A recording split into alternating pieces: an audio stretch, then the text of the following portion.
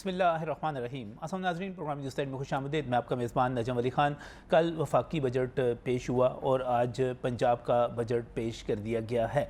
वफाकी बजट में टैक्सों की भरमार की बात की जा रही है और मुख्तलिफ तबका हाई फ़िक्र, जिनमें ख़ास तौर पे हमारे सनतकार और ताजर सर फ़हरिस्त हैं, वो मुख्तलिफ जो तशवीश है उसका इज़हार करते चले जा रहे हैं। और ख़ास तौर पे रियल इस्टेट सेक्टर जो है वो भी इस हवाले से काफ़ी परेशानी का शिकार है, क्योंकि उसमें टैक्स की शरह को बहुत ज़्यादा बढ़ा दिया गया है। लेकिन दूसरी तरफ जो पंजाब का बजट पेश किया गया उसमें ये क्लेम किया जा रहा है कि न सिर्फ पाकिस्तान की तारीख़ का हुजम के हवाले से ये किसी भी सूबे का सबसे बड़ा बजट है, बल्कि ये भी कहा जा रहा है कि ये टैक्स फ्री भी है, कोई नया टैक्स नहीं लगाया गया और इसके साथ साथ ये सरप्लस भी है।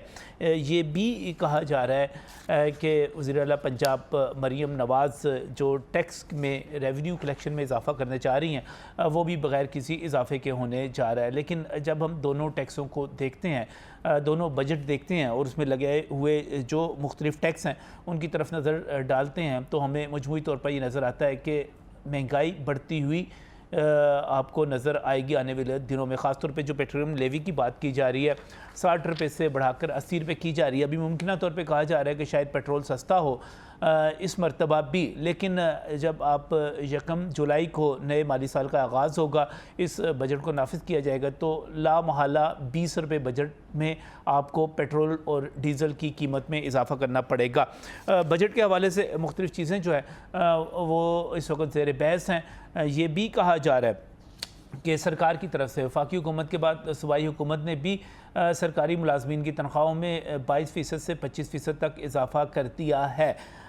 लेकिन इसके साथ ही टैक्सों की स्लैब चेंज कर दी गई है। अगरचा ऊपर और नीचे वाली सतह के ऊपर कोई बड़ी चेंज हमें नज़र नहीं आती कि 6 लाख सालाना आमदन तक को टैक्स से एग्जेम्प्ट रखा गया है और दूसरी तरफ इंतहाई सतह पे 45% तक टैक्स को ले जाया गया है। लेकिन दरमियान में जो स्लैब्स हैं उनमें बड़ा इजाफा किया गया। ख़ास तौर पे हमारी वो वर्किंग क्लास जो 50,000 से लेकर तकरीबन 1 लाख रुपए तक लेती है और वो बहुत बड़ी क्लास है, उनके बजट में बहुत बड़ा डिफरेंस इस तरह आएगा तनख्वाह लेते हुए कि उनका टैक्स पहले से दुगना कट जाएगा। जो 1250 की हद थी कट रहा था, वो 1250 जो है वो 2500 रुपये पर चला जाएगा। ये बजट के बहुत सारे खुफिया पहलू हैं, जैसे 32,000 की जो सैलरी है उसको 37,000 रुपये अगर किया गया है, तो क्या ये वाकई बहुत सारे सरकारी इदारे भी ऐसे हैं जो 37,000 रुपये, तो क्या इससे पहले 32,000 भी अदा नहीं कर रहे। और ये भी सवाल किया जा रहा है कि क्या प्राइवेट सेक्टर को भी मजबूर किया जा सकता है कि वो भी तनख्वाहों को उसी तरह बढ़ाए, तो ऐसा कोई फार्मूला मौजूद ही नहीं है। और प्राइवेट सेक्टर अपनी बिज़नेस की मुश्किलात की वजह से क्या वाकई ऐसा कर भी सकता है या नहीं कर सकता। और सबसे अहम सवाल, जब आप प्राइवेट सेक्टर से उसी तरह इजाफी टैक्स वसूल करेंगे, सरकारी मुलाजमीन को तो कुछ इजाफा मिल जाएगा, प्राइवेट सेक्टर के मुलाजमीन को नहीं मिलेगा। जब उनका टैक्स कटेगा तो इसका मतलब ये हुआ कि जुलाई की वो तनख्वाह जो वो अगस्त में लेंगे, वो तनख्वाह पहले से कम होगी, क्योंकि आपको इजाफी टैक्स उसमें से पे करना होगा। सरकारी मुलाजमीन 25% इजाफे के साथ चलें, आप ये कह लें कि उनका इजाफा 10%, 15%, 20% रह जाएगा, लेकिन प्राइवेट सेक्टर के करोड़ों मुलाजमीन जो हैं, क्या वो अपनी तनख्वाह कम करके ले जा रहे हैं? ये बहुत सारे सवाल हैं, इन तमाम पर बात करेंगे आज के प्रोग्राम में। प्रोफेसर डॉक्टर कैस असलम माहिर माशियात है हमारे साथ यहाँ पर स्टूडियोज़ में मौजूद हैं। डॉक्टर साहब, मैं आपको खुशामदीद कहता हूँ। इसके साथ साथ बहुत ही मशकूर हूँ, राना तारिक साहब हमारे साथ यहाँ पर मौजूद हैं। आप चेयरमैन हैं चेन स्टोर एसोसिएशन के। बड़े बड़े जितने आपके बिज़नेस हैं वो किस तरह आगे इस बजट को देख रहे हैं, ग्रोथ किस तरह हो सकती है, वाकई आगे बढ़ेंगे नहीं बढ़ेंगे, राना तारिक साहब से डिस्कस करेंगे। थोड़ी देर में ज़फ़र महमूद चौधरी साहब senior vice president Lahore chamber of commerce, वो भी हमें ज्वाइन कर रहे हैं। तो सबसे पहले प्रोफेसर डॉक्टर कैस असलम साहब, ये जो प्राइवेट सेक्टर के जितने मुलाजमीन हैं उनकी तनख्वाहें कम हो गई? Technically speaking yes. हाँ, अगर ये प्राइवेट सेक्टर अब अपनी इंक्रीमेंट जुलाई से ना देंगे और जनवरी से ही रखेंगे, और प्राइवेट सेक्टर जो है वो बाउंड नहीं है कि सरकार की दी हुई इंक्रीमेंट दे या कुछ भी इंक्रीमेंट दे, स्वाय मिनिमम वेज के वो किसी चीज़ पे भी बाउंड नहीं है, हालांकि वो भी नहीं देते। सही है, वो लीगली बाउंड हैं। यानी कि ये जो गवर्नमेंट ने इजाफा दिया है ये प्राइवेट सेक्टर पे एप्लीकेबल नहीं है। नहीं है। अच्छा, जब वो एप्लीकेबल नहीं है, लेकिन जो टैक्स बढ़ा दिया गया है तनख्वाहों में से कटौती, वो एप्लीकेबल है। बिल्कुल है, वो है। इसका मतलब ये हुआ कि तनख्वाहें कम से कम 1000, 1500, 2000 कम हो गई, सबकी होनी तो चाहिए, होनी चाहिए। मकसद ये है कि इस फार्मूले के तहत, इसका कोई ख्वाहिश नहीं है, आपकी ख्वाहिश नहीं है। ये क्या आप किस तरह देख रहे हैं इस पूरी सूरत हाल को? देखें, मैं आपको मुझे पता है कि ये सारा कुछ प्रोडक्टिव लोगों पे आ रहा है। जो IMF की इकोनॉमिक फ़िलासफ़ी है वो और है, मुझे नहीं पता कि हमारी गवर्नमेंट को समझ आई कि नहीं आई। वो ये है कि अगर प्राइवेट सेक्टर के अदारे इनएफिशिएंट हैं तो उनको बंद कर देना चाहिए, उसकी जगह फॉरेनर्स लें, ये है बेसिक उसमें। मगर अगर इसका बोझ अपने ही मुलाजमीन और इसका बोझ कंज्यूमर पे जाएगा तो इकॉनमी इतनी हेल्दी नहीं रहेगी, डिमांड साइड कम हो जाएगी। जब डिमांड साइड कम होगी तो वो जो बेच रहे थे अभी तक वो भी तो कम होगा ना, सिर्फ बनना तो नहीं है ना। डॉक्टर साहब, डिमांड साइड कम होने की बात की जाती है, लेकिन हमारा अफरात ज़र जो है 38% तक पहुंच गया, और अभी गवर्नमेंट के मुताबिक तो वो कोई 11.8 या 12% के करीब है। चले मैं नहीं वो नहीं मानते, हम नहीं मानते, चले आपके फिगर्स मान लेते हैं। 25-26% को मान लेते हैं। 38 से 26 पे आ गया। जब 38 पे था डिमांड तो तब भी कम नहीं हुई थी सर, हमारे रेस्टोरेंट उसी तरह भरे हुए थे, हमारा पेट्रोल उसी तरह बिक रहा था। ज़रा अंडरस्टैंड करें, और यही है फिलॉसफी कि एक ही तबका नहीं है इस मुल्क में। कोई ब्लैक मनी भी है, कोई ग्रे मनी भी है, कोई टैक्स देता है, कोई नहीं देता। मगर जो बल्क है लोअर मिडिल क्लास और मिडिल क्लास की, वो अब अपने बिजली के बिल देने से कासर हैं। मुझे नहीं पता कि कितने लोगों ने, मैं एलीट स्कूल की बात कर रहा हूँ जहाँ आधे से ज़्यादा लोगों ने अपने बेटे और बेटियाँ निकाल के अब घर पढ़वानी शुरू करके, अगर कैम्ब्रिज का इम्तिहान देना है तो फ़ीस ज़रूर देनी है। सो डिमांड साइड ये करती है कि एक चीज़ पे अगर ख़र्चा हो रहा है तो दूसरी चीज़ से निकालना पड़ेगा ना किसी न किसी तरीके से। कि अब मुझे नहीं पता इस ईद में कितने बकरे बिकते हैं, कितने नए कपड़े बिकते हैं, वो तो ये बताएंगे, but at the same time substitution तो होगी। सही। लेकिन मेरा नहीं ख्याल कि किसी ने अपने बच्चे स्कूलों से उठाए होंगे इस तमाम पोजीशन के बावजूद। सर अगर स्कूल तो भरे पड़े हैं, बड़े स्कूल में वो पढ़ के भी ले रहे हैं तो घर बह के भी ले लें। वो एक अलग सोच है। वो हर बाप सोचता है कि बेटा तुमने पढ़ना नहीं है, अगर वहाँ पे जाकर तुम्हारी 50-60 हज़ार रुपया फीस जो है वो मैं क्यों दूँ, और मैं तुम्हें जो है उसकी निस्बत किसी एकेडमी में, क्योंकि तुमने आखिर में फिर एकेडमी का मुझे कह देना, तो वो मैं उधर कर देता हूँ। वो एक अलग सोच है। लेकिन मैं आपने जो बात की कि डिमांड कम हो जाएगी, मैं थोड़ा सा उसके साथ उस पर बहस में जा रहा था। देखें इस वक्त जो पेट्रोल है, 2 लीटर पेट्रोल 500 रुपए तक तो चला जाता है ना, उससे ऊपर चला जाता है। तो अगर आपने अपने बच्चों को स्कूल लेके जाना है, स्कूल छोड़ना है, तो 1-8 लीटर तो सिर्फ वहीं चला जाएगा ना। पे थोड़ा इजाफा करूं जी। फैक्चुअली अगर आप पेट्रोलियम के नंबर्स को देखें तो पिछले साल कंजम्पशन कम हुई है। सही। इसी तरह ऑटोमोबाइल की सेल, मोटरसाइकिल की सेल कम हुई है। और अगर अपैरल और शूज़ के सेक्टर को देखें तो पर यूनिट सेल्स कम हुई है। ये जो परसेप्शन था ना कि जितनी मर्ज़ी महंगाई हो जाए तो सेल्स यानी यूनिट सेल्स नहीं गिरती, ये पाकिस्तान की 72 साल तारीख़ में पिछले साल ये पहली दफ़ा ये रिकॉर्ड टूट गया है। मेरे एक दोस्त हैं जो पेट्रोलियम के बिज़नेस के साथ तीसरी नस्ल से हैं। उन्होंने कहा जी कि हम हमेशा इन्फ्लेशन को एंजॉय करते थे, यूनिट सेल बढ़ती थी, इन्फ्लेशन बढ़ती थी। अभी उनका सर्वाइवल सिर्फ इस वजह से है कि उनका जो कमीशन रीसेटल हुआ है उसकी वजह से they are survive, number 1। Number 2, इस सारे सिनेरियो में बाइंग पावर कम होने से इम्पैक्ट आया है ग्रोथ के ऊपर। देखिए हर बिज़नेस को ग्रोथ चाहिए कंटिन्यूसली सस्टेनेबल रहने के लिए। आपका हर साल का बजट अगले साल के बजट से बढ़ के आता है। बिजली महंगी हो रही है, दुकानों के किराए महंगे हो रहे हैं, लाइफस्टाइल की कॉस्ट महंगी हो रही है, हाउस होल्ड महंगा हो रहा है, तो आपका बिज़नेस वो पॉजिटिव रहेगा जो ग्रोथ ओरिएंटेड है। अगर आपकी प्रॉफिटेबिलिटी कम है इन्फ्लेशन से, अगर आपकी प्रॉफिटेबिलिटी कम है वर्सेस टैक्स के, और आपकी ग्रोथ की कॉस्ट ज़्यादा है, तो आपकी ग्रोथ जो है वो रुक जाएगी या नेगेटिव हो जाएगी। तो मैं समझता हूँ मेरे सेक्टर में जो 12% सालाना के साथ पाकिस्तान की जीडीपी से डबल की ग्रोथ में था, अब 0% ग्रोथ के ऊपर आ गया है और सर्टन केसेस में वो नेगेटिव ग्रोथ पे है, कंसोलिडेशन हो रही है। तो जो बिज़नेस या वो जो यूनिट परफॉर्म नहीं कर रहे वो अपने यूनिट बंद कर रहे हैं, उससे अनएम्प्लॉयमेंट भी होगी और उसका नेगेटिव इम्पैक्ट आपके टैक्स रेवेन्यू पे भी आएगा। लेकिन इसके बावजूद राना साहब नए नए ब्रांड सामने आते चले जा रहे हैं। ये होगा, ये बिल्कुल होगा, नए ब्रांड आएंगे, पुराने ब्रांड ख़त्म होंगे, ये अल्लाह का निज़ाम है। अभी आपने रेस्टोरेंट्स की बात की, देखें हम ना गुलबर्ग, डीएचए और सर्टन जगहों पे बहुत फेमस और बहुत कामयाब रेस्टोरेंट्स का कंपैरिजन करते हैं कि वहाँ पे लाइनें लगी हुई हैं। नहीं मगर बंद हुए हैं जी। हाँ बंद हुए हैं। अच्छा मैं उस पर ज़रा बात कर लूँ। उनकी पर जो रेस्टोरेंट है ना उसकी सिटिंग कैपेसिटी और रेवेन्यू को अगर वर्कआउट करें ना तो 25 करोड़ की पॉपुलेशन की वजह से मुल्क में वो रेस्टोरेंट 5 टाइम साइज़ में बड़ा होना चाहिए और वो वहाँ पे रश उससे 3 गुना होना चाहिए। हम बहुत छोटे पैमाने के ऊपर इकॉनमी को गेज करते हैं और कई लोग ऐसे हैं हमारे मुल्क में जिसके लिए एक वक्त में 10, 20, 30 हज़ार के खाने की कोई अहमियत नहीं है। लेकिन रियलिटी ये है कि वो 30 हज़ार का जब खाना दे के निकलता है ना, उसका बाहर खड़ा जो ड्राइवर है उसकी 32 हज़ार सैलरी है और उसका भी 24 हज़ार बिजली का बिल आया हुआ, वो सोच में पड़ा हुआ कि मैं क्या करूं।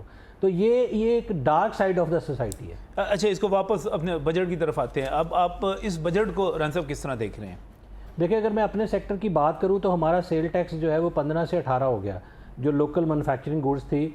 तो इन्हें हमें जो इंसेंटिव दिया गया था डिजिटलाइजेशन का, वो इंसेंटिव ऑलमोस्ट ज़ीरो हो गया। इसका मतलब ये है कि जो बिज़नेस भी अब रियल टाइम इकॉनमी में आना चाहता है, वो फुली कंप्लाइंस होना चाहता है, तो उसके पास कोई इंसेंटिव नहीं है।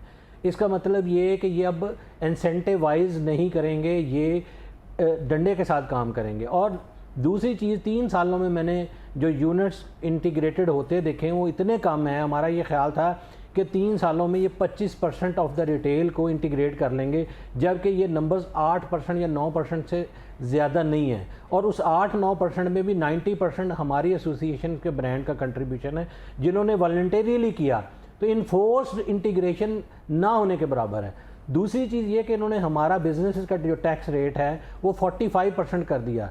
45% आप जब टैक्स दे देंगे तो आपने अपने एम्प्लॉय को क्या कंपनसेट करना है, आपने किसी और चीज़ को क्या कंपनसेट करना है।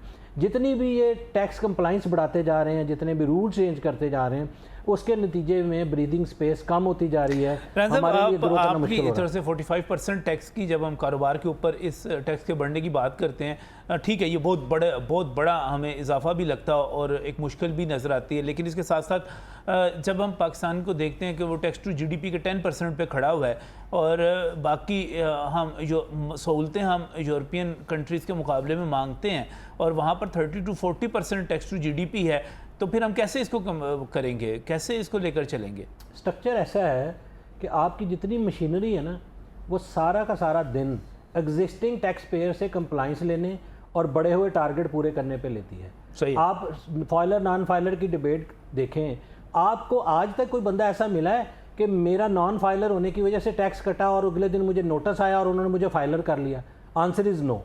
आपकी कोई मशीनरी, कोई चीज़ मुझे दिखा दें, आपकी जितनी देर की सहाफ़त है कि आपको किसी जानने वाले को नॉन कंप्लाइंस होने के ऊपर किसी ने आके पकड़ा हो।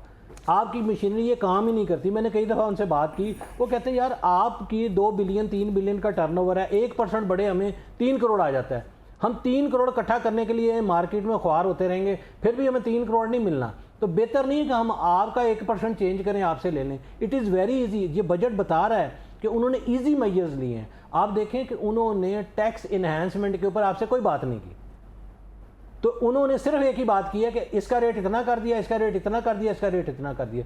ये जो 40% रेवेन्यू ग्रोथ है, इसके पीछे एक ही फंडामेंटल है कि आपने टैक्स रेट हर एक का चेंज कर दिया। होलसेलर के ऊपर 2.25 है कि इसमें एक कमाल ये किया है कि आज आपको कोई सेक्टर ऐसा नहीं मिलेगा जो ये कहे कि मुझे छोड़ दिया है, बाकी को पकड़ लिया है। सारे महमूद और सारे अयाज एक ही साथ में हैं। हाँ, लेकिन वो क्लेम करते हैं कि बहुत बड़ा क्लेम करते हैं कि 2.25% जो होलसेलर के ऊपर एडवांस टैक्स लगाया गया, इसके नतीजे में तो लोग फाइलर होने की तरफ आएंगे। बिल्कुल नहीं आएंगे। आपको मैं बड़ी क्लियर बात बताता हूँ, ये जो एडवांस टैक्स और विद होल्डिंग ये है, ये जो फाइलर होता है, जो कंप्लाइंट बिजनेस होता है, उसको देना पड़ता है। ये जो नॉन कंप्लाइंट होता है वो ये कहता है कि मुझे इतने पैसे चाहिए, इससे ऊपर वाले पैसे आपने देने हैं, आपकी मर्जी है मेरे साथ काम करना है करें, नहीं मर्जी ना करें।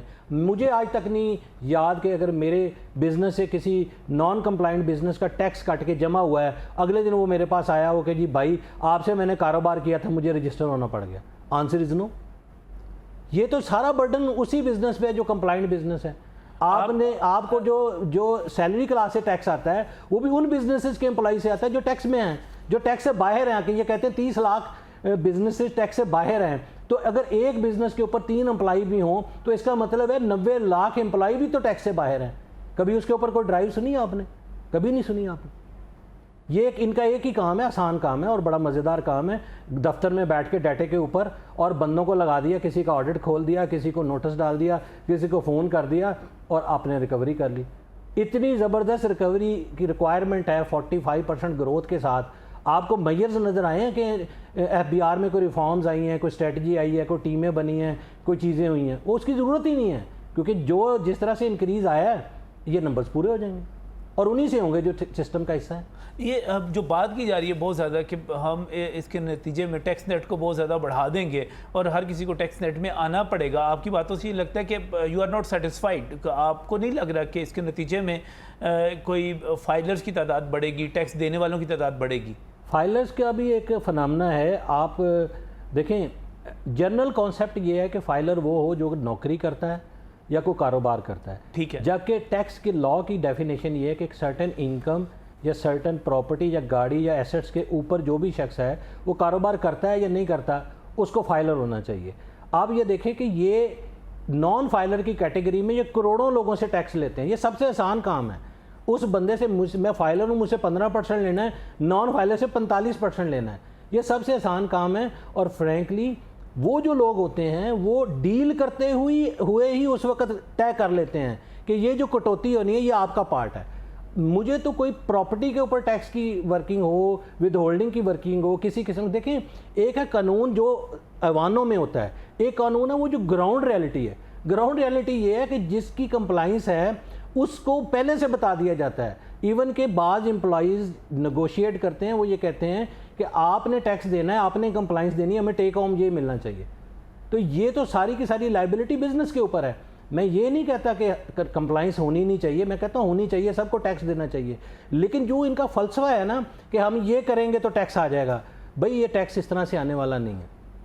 डॉक्टर साहब सारी बातें सुन रहे हैं आप, आपको लग रहा है कि इसके नतीजे में टैक्स नेट नहीं बढ़ेगा, कोई बेहतरी नहीं आएगी? मुझे टैक्स नेट का तो नहीं पता, मुझे ये पता है कि जो इन्होंने अब रखा है टैक्स का हदफ जी, वो इनडायरेक्ट टैक्स से भी पूरा हो जाएगा, नॉन टैक्स रेवेन्यू से भी पूरा हो जाएगा और एग्जिस्टिंग फाइलर से भी पूरा हो जाएगा। ये देखें ना, अभी जो ख़त्म हो रहा है बजट, उसमें डायरेक्ट टैक्सेस का हदफ पूरा नहीं हुआ था।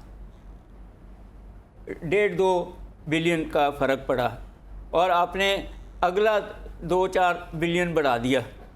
आपको पता है कि कहाँ से लाना है, कैसी कैपेसिटी है एंड सच फोर्थ। ये भी बात सही है कि आपने IMF को दिखाना है कि हमने टैक्स नेट बढ़ा दिया। मैं उसकी जो फ़िलॉसफी है वो ये है कि आप टैक्स की शरह को कम करते हैं और टैक्स नेट बढ़ाते हैं। टैक्स की शरह को बढ़ाने से तो वो फ़िलॉसफी पूरी नहीं होती।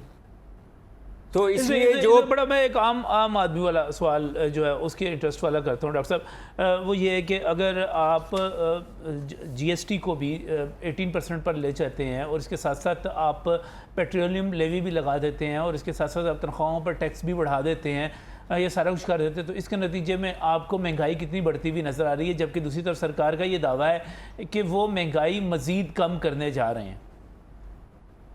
दावे तो जो मर्ज़ी कर लें, बट नेचुरली 20.5% पे आपका इंटरेस्ट रेट है जी। आपकी एवरेज इन्फ्लेशन जो है CPI वो 26.6 पे आई है, मई में 13 पे आई होगी। कॉस्ट ऑफ डूइंग बिजनेस जो है वो जब बढ़ेगा, ये डायरेक्ट टैक्स हों, विद होल्डिंग टैक्स हों या इनडायरेक्ट टैक्स हों, कारोबारी बंदे ने उसको कहीं ना कहीं इलास्टिसिटी ऑफ डिमांड देखते हुए ट्रांसफ़र करना है कंज्यूमर पे।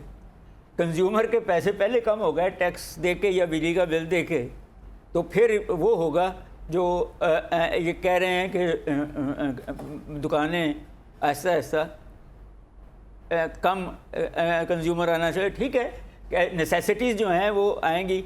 मगर अगर एक और फिनोमेना देखें, ये मैं अभी कि जब शहर में ज़्यादातर इलाकों में गैस नहीं आ रही तो लोगों ने घर में खाना पकाना बंद कर दिया और वो ईटरीज से मंगवा के खाना शुरू कर दिया है, तो उनका बिज़नेस बढ़ गया। इन दी कॉन्टेक्स्ट घर के जो मुलाजिम थे जो पकाते थे उनको फ़र्क हो गया वो। तो ट्रेड ऑफ है ना कि किसी जगह पे आप फ़ायदा लेंगे किसी जगह, मगर महंगाई ये 30 to 32% पे जाएगी। आपको ये लग रहा है कि महंगाई इसके नतीजे में बढ़ेगी? मैं कंजर्वेटिव एस्टिमेट नहीं है 30 to 32%, मैं 35-40 की बात नहीं की मैंने। हमारे वज़ीर इत्तलाआत ने प्रेस कॉन्फ्रेंस की आज, सूबाई हुकूमत की तरफ जो बजट पेश किया गया, वज़ीर ख़जाना ने कहा वो तो सारे के सारे इस वक्त 12% की बात कर रहे हैं डॉक्टर साहब। अगले महीने हो जाएगी 12%, मगर मैंने तो पूरे साल की बात की है। मैं आपका डॉलर महंगा होना है, अगर इकोनॉमिक एक्टिविटी जनरेट होनी है तो आपने मशीनें भी, तेल भी और चीज़ें मंगवानी हैं। आपका जो अनाज का क्राइसिस आया है उसमें आपको कहीं ना कहीं तो इंपोर्ट करना पड़ेगा। वो तो रुल गई सारी अनाज। नहीं, अनाज तो पाकिस्तान में मौजूद है ना। नहीं, मैं ये मगर इंपोर्ट क्यों करना पड़ेगा? जी मैं यही कह रहा हूँ, मगर खरीदा तो नहीं गया ना। नहीं, सरकार चले अनाज को मैं बीच में से निकाल देता हूं। सरकार ने नहीं खरीदा ना। गवर्नमेंट तो बहुत बड़ा क्लेम करती है कि उसने इसके नतीजे में रोटी सस्ती कर दी है, आटा सस्ता कर दिया है। जो 2800 का आटे का थैला था डॉक्टर साहब वो 1400-1500 रुपए पर आ गया है। मैं लेता हूँ ये सारी बातें हुई होंगी, बट मैं तो उस नए बजट के बाद की बातें कर रहा हूँ। नहीं, वो जब 18% 1% बढ़ेगा सेल्स टैक्स, जब ये with holding tax and such fourth, जब पेट्रोल पे लेवी लगेगी, जब बिजली जो है आईपीपी को खुश करने के लिए और 2-3 रुपए यूनिट बढ़ाते रहेंगे, गैस पे भी बढ़ाएंगे, तो उसका सारा इम्पैक्ट जो है वो इन्फ्लेशन पे ही आना है ना, कॉस्ट पुश पे। मैं डिमांड पुल पे नहीं कह रहा।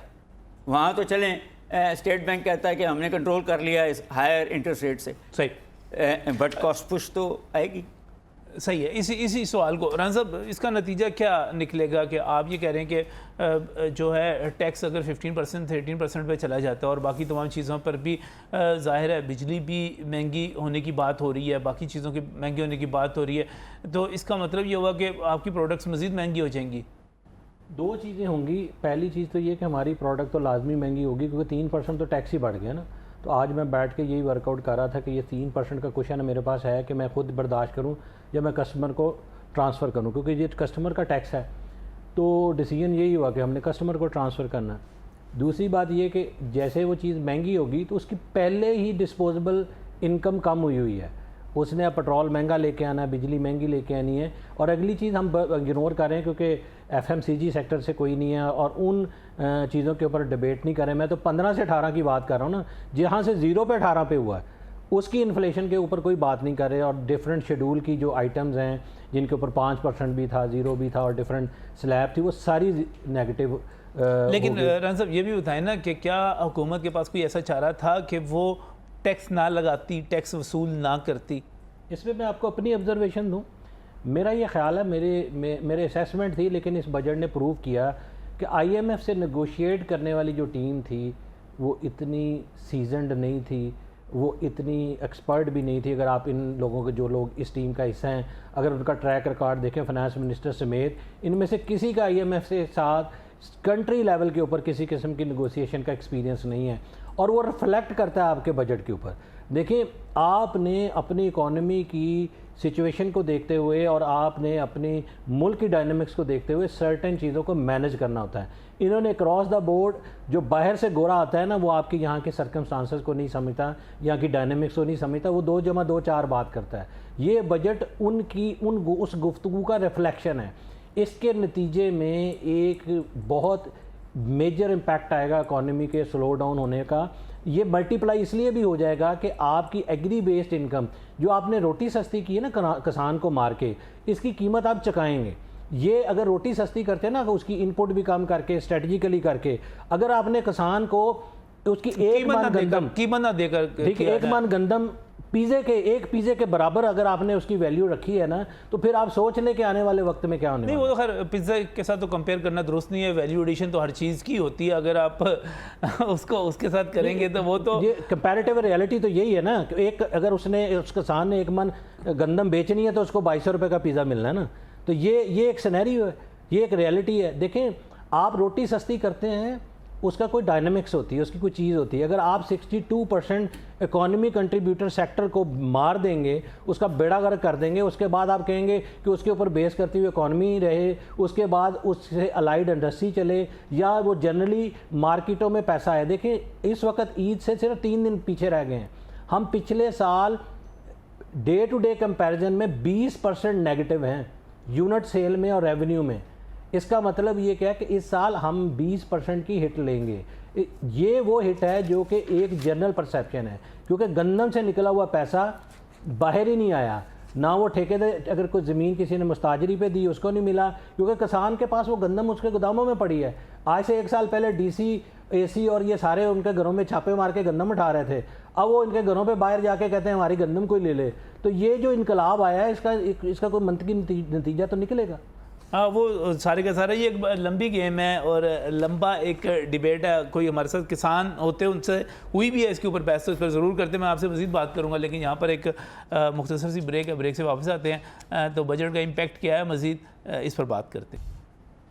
वेलकम बैक फ्रॉम द नाज़रीन। यहाँ पर राना तारक साहब हमारे साथ मौजूद हैं। आप चेयरमैन हैं चेन स्टोर एसोसिएशन के, साथ प्रोफेसर डॉक्टर कैसर असलम हैं, माहिर मुआशियात हैं। मेरे जो दोनों पैनलिस्ट हैं वो कोई बहुत ज़्यादा होपफुल नज़र नहीं आ रहे मुझे इस पूरे बजट से, और उनका ये कहना है कि इसके नतीजे में टैक्स नेट बढ़ता हुआ नज़र नहीं आ रहा, बल्कि ये कोशिश की जा रही है कि जो पहले से टैक्स देने वाले हैं उन पर ही टैक्स ज़्यादा बढ़ा दिया जाए। लेकिन मैं अगर डॉक्टर साहब इस पे बात करूं कि ओवरऑल ट्रस्ट का लेवल क्या बनता है और इम्प्रेशन क्या जाता है, तो उसमें आज पाकिस्तान स्टॉक एक्सचेंज जो है 3410 पॉइंट्स के साथ जो है वो आगे बढ़ी है, और बहुत बड़ा इजाफा है। 349 अरब का सरमाए का इजाफा हुआ है, और ये बढ़कर 10,133 अरब पे पहुंच गया है। पॉइंट्स जो हैं वो 76,288 पे पहुंच गए हैं। आप ट्रस्ट नहीं कर रहे, लेकिन शायद आम सरमायाकार इन्वेस्टर जो है वो ट्रस्ट कर रहा है स्टॉक मार्केट पे, स्टॉक मार्केट में। स्टॉक मार्केट क्यों अगर बात ये है, बजट नहीं ठीक, बात मैं एग्री कर रहा हूँ आपसे। बात ये है कि हर जो एक्शन होता है इकोनॉमिक्स में, उसके कुछ लूजर्स होते हैं, कुछ गेनर्स होते हैं। ठीक है, आप गेनर्स की बात कर रहे हैं, हम सप्लाई चेन और डिमांड साइड के लूजर्स की बात कर रहे हैं। बहुत सारे लोग होंगे जिनको शायद इसमें से सर स्टॉक एक्सचेंज में सर इंडस्ट्री वाले ही बैठे हुए हैं ना, उसमें कोई वो लोग तो नहीं। ये गलत है। बाकी स्टॉक एक्सचेंज को में जब इंडस्ट्रियलिस्ट अपना वो बेच लेता है ना शेयर, हाँ जी, उसके बाद उसको पैसे आ जाते हैं, उसके बाद तो बायर एंड सेलर है, there is nothing to do with industry. Trust नहीं, इसको आप ट्रस्ट लेवल नहीं समझते। आप नहीं, मैं बिल्कुल समझता हूं। आप इसको इकोनॉमी का बैरोमीटर समझते ही नहीं है। ये स्टॉक एक्सचेंज आपकी बात से लगा ना मुझे, अब मुझे लगा कि कल कोई डॉक्टर साहब मुझे आपकी बात से लगा कि बॉम्ब ब्लास्ट हो जाएगा तो ये गिर जाएगी। तो अल्लाह खैर करे। वो मैं यही कह रहा हूँ ना कि वो बैरोमीटर्स को थोड़ी देर के लिए होते हैं। नहीं, इसका मतलब क्या हुआ कि बजट पे ट्रस्ट है लोगों का। नहीं, गवर्नमेंट पे, इस गवर्नमेंट ने ही बजट दिया है ना ये, और इस बजट का भी पास होना है। नहीं सर, इस गवर्नमेंट ने बजट दिया है ना। हाँ, सर बजट तो सर ऐसे ही पास होते हैं। बजट किस तरह पास होते हैं? मैं आपको बता देता हूँ कि 52 to 54% करंट अकाउंट का जो है वो तो कर्जे वापस, बल्कि उनके सूद वापस करने पे जाना है। ठीक हो गया। और आप उसमें डिफेंस डाल दें, जो मैं नहीं डालना चाहता, जो बहुत ज़रूरी है, तो ये 70% है करंट अकाउंट का। ठीक हो गया। ठीक है जी। अब 30 रुपए में से 30 पैसे बचे ना। ठीक है, जो प्रोविंसेस को भी जाने हैं, जो हुकूमत को भी चलाना है, मगर इसमें एक बड़ा जो मुझे एटलीस्ट अभी तक मैंने नहीं देखा हिस्सा है पेंशनों का। बिल्कुल है, वो सारी मुश्किल टैक्स लेंगे, हाँ जी, तो किसी को देंगे ना जी। इन द कॉन्टेक्स्ट मैंने तो कभी नहीं कहा कि टैक्स नहीं देना चाहिए, मगर मैं ये कह रहा हूँ कि टैक्स नेट को बढ़ाइए। सही है। इस तरीके से करें कि यही सवाल राना तारिक साहब आपसे कि अगर एक पाकिस्तान की तारीख में इस तरह नहीं हुआ कि एक दिन में आप 3-3, 4-4 नफसियाती हद जो है क्रॉस करके चले जाएं और 3410 पॉइंट्स का इजाफा हो जाए, तो आप नहीं समझते कि ट्रस्ट है? देखिए, इसमें ना स्टॉक एक्सचेंज को भी अगर गौर करें ना, तो आपके जितने पॉलिटिकल इवेंट्स होते हैं ना या बैड इवेंट्स होते हैं, ये उनका इमीडिएट इफेक्ट लेता है। जी, लेता है। तो ये reflect most of the time economy को इंडिकेट नहीं कर रहा होता। ये उस टॉप लेवल के डिसीजन को, उस गवर्नमेंट को, उस फाइनेंशियल इम्पैक्ट को इंडिकेट कर रहा होता है कि उसके नतीजे में उस एक बिज़नेस से मुंसलिक जो स्टॉक की बाइंग और सेलिंग करते हैं, उन लोगों ने उसको किस तरह से लिया। और बाज़ का ये मैनिपुलेट होता है, और आपको पता है पूरी दुनिया की स्टॉक एक्सचेंज मैनिपुलेट होती हैं, और उसमें कुछ की प्लेयर होते हैं, उसमें स्टेट के भी प्लेयर होते हैं और नॉन स्टेट प्लेयर्स भी होते हैं।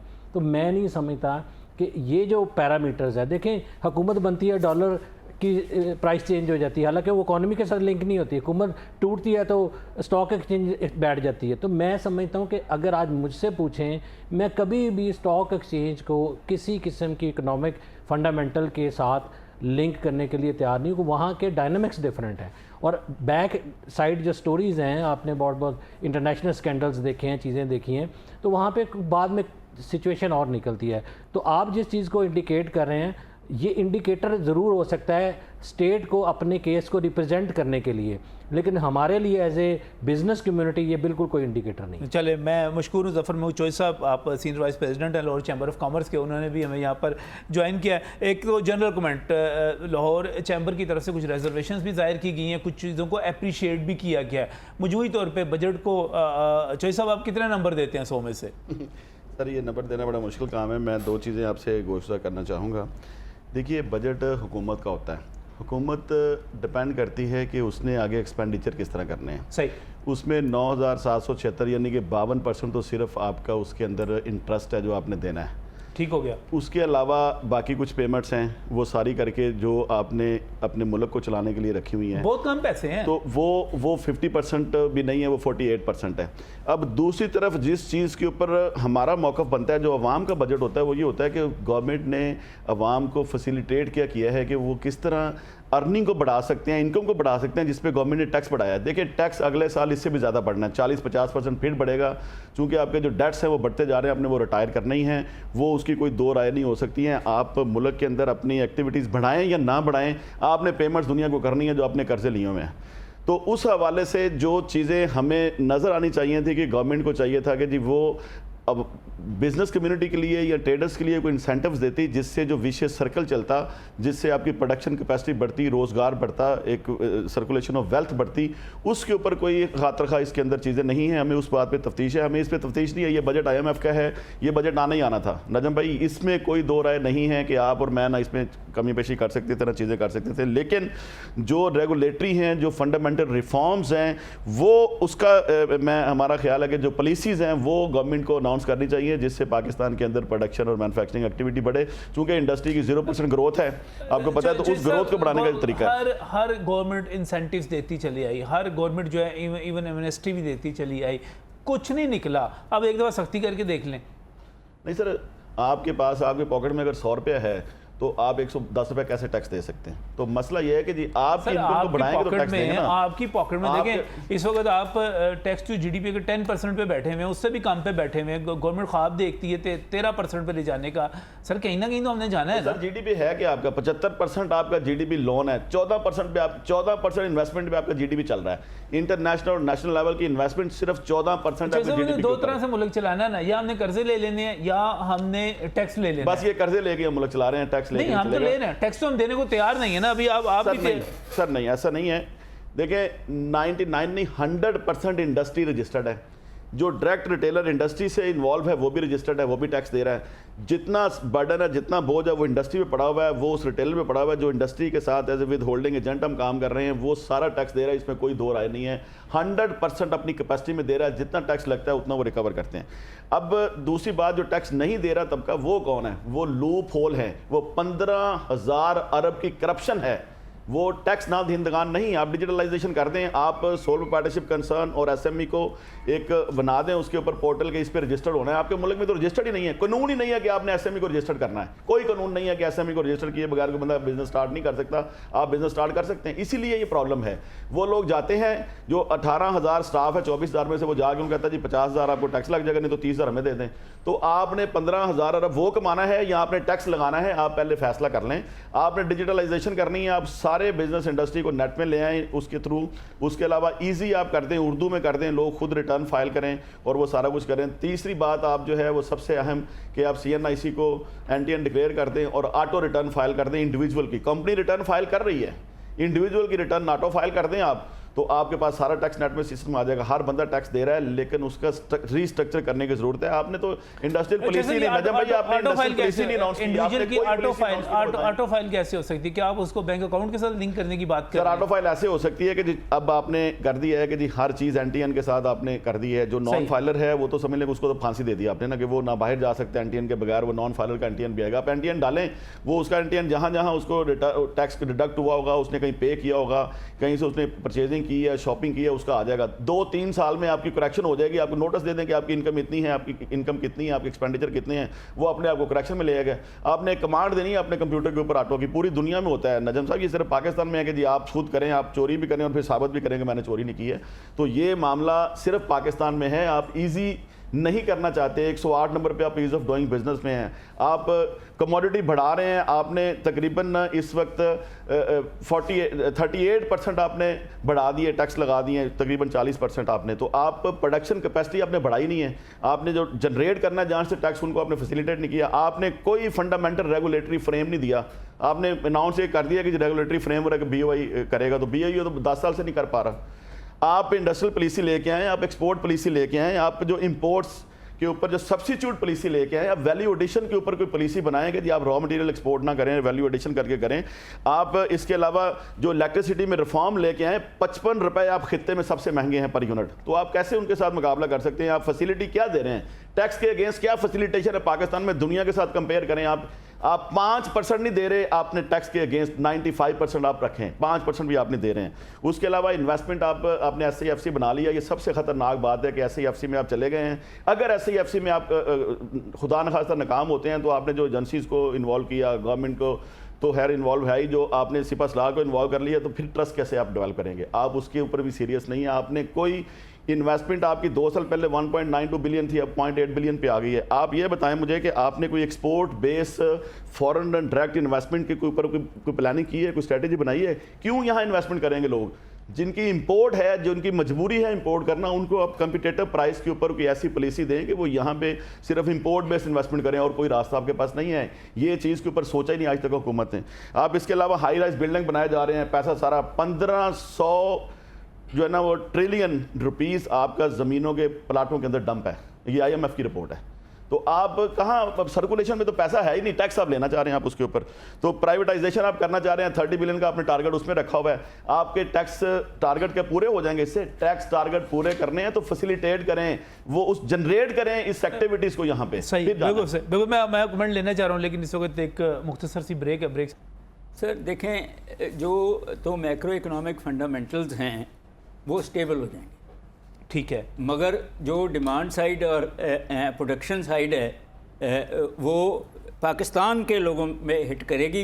बाहर कोई लोगों ने अगर आके इस $1 के 250-300 रुपये लेके इन्वेस्टमेंट करनी है तो वो हो जाएगी, मगर कॉस्ट ऑफ डूइंग बिजनेस इसके नतीजे में आपको इकोनॉमी बेहतर होती हुई आम आदमी की हालत स्टेबल रहेगी, इससे ज़्यादा ग्रोथ नहीं आएगी, इससे ज़्यादा ग्रोथ नहीं आएगी। राना तारिक साहब, मगर उसका तल्लक बजट से नहीं है, उसका तल्लक प्रोडक्टिविटी से है।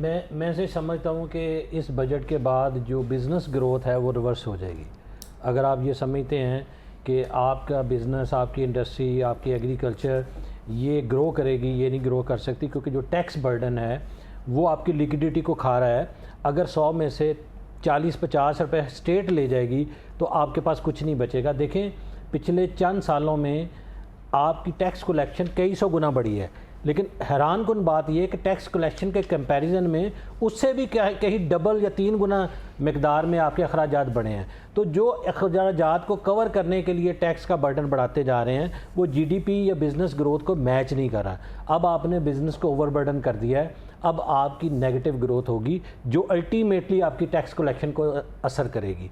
अफ्रीका की तरह टैक्स रेट इतना हाई हो जाएगा कि इकॉनमी चोक हो जाएगी और जो लोग बिजनेसेस उस टैक्स का हिस्सा होंगे वो आहिस्ता आहिस्ता बंद होना शुरू हो जाएंगे। कैसे ज़्यादा हो गया मुझे बताएं ना आप। एक तरफ हम कहते हैं कि हम टैक्स दे ही नहीं रहे, हम टैक्स देने वाली कौम ही नहीं है। नहीं, हम तो उनकी बात कर रहे हैं जो टैक्स दे रहे हैं। मेरे ऊपर 45% है ना। आप ये कह रहे हैं कि जो दे रहे हैं उनको ओवरबर्डन कर दिया गया। जी जी, एक लिमिटेड है ना। अगर देखें आप जब सिस्टम को जब चोक कर देंगे तो क्या बढ़ेगा? ग्रे इकॉनमी बढ़ेगी। ग्रे इकॉनमी से तो आपका बिजनेस नहीं आ रहा, आपको रेवेन्यू नहीं आ रहा।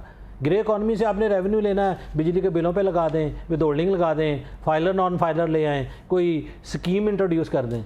तो एक्चुअली हमें जो लेजिटमेट बिजनेस है उसको फ्लरिश करने के लिए पॉलिसी लानी है, उसके लिए कुछ सोचना है। सही है। ज़फ़र महमूद चौधरी साहब, बजट के नतीजे में आपको बेहतरी आती हुई नज़र आ रही है या ख़राबी होती हुई नज़र आ रही है? देखिए जी, ये पिछला जो साल था बड़ी कोशिश की, कोविड के बाद हर बंदे ने मेहनत की, इंडस्ट्री ने मेहनत की, जितनी कैपेसिटी थी उसमें काम किया, लेकिन वो नहीं हो सका और 0% ग्रोथ आई। अब वो नेगेटिव में ग्रोथ चली जाएगी। आपका टैक्स ऑलरेडी भी जो आपने 8,415 अरब का किया हुआ था वो 6,700 अरब आपका हुआ रिकवर 3 क्वार्टर में। चौथे क्वार्टर का पता नहीं कभी क्या सिचुएशन है। आपने जो एक्सपेंडिचर रखे हुए हैं उसमें 2 चीज़ें रखनी चाहिए थी आपको। एक तो आप फंडामेंटल रेगुलेटरी फ्रेमवर्क लेके आते, उस पर एक पैनी आपने रखा हुआ। R&D पे आपकी 0% इन्वेस्टमेंट है। मैं दावे से कहता हूँ ये कि जितनी देर तक आप R&D पे पैसे नहीं रखेंगे ना, आप नहीं कर सकते। एक ही साल में आप गंदम बाहर भेज रहे हैं, मंगवा रहे हैं, एक ही साल में आप चीनी बाहर भेज रहे हैं, मंगवा रहे हैं। आपके मुल्क में पूरे अफ्रीका के 57 ममालिक 140 करोड़ की आबादी है,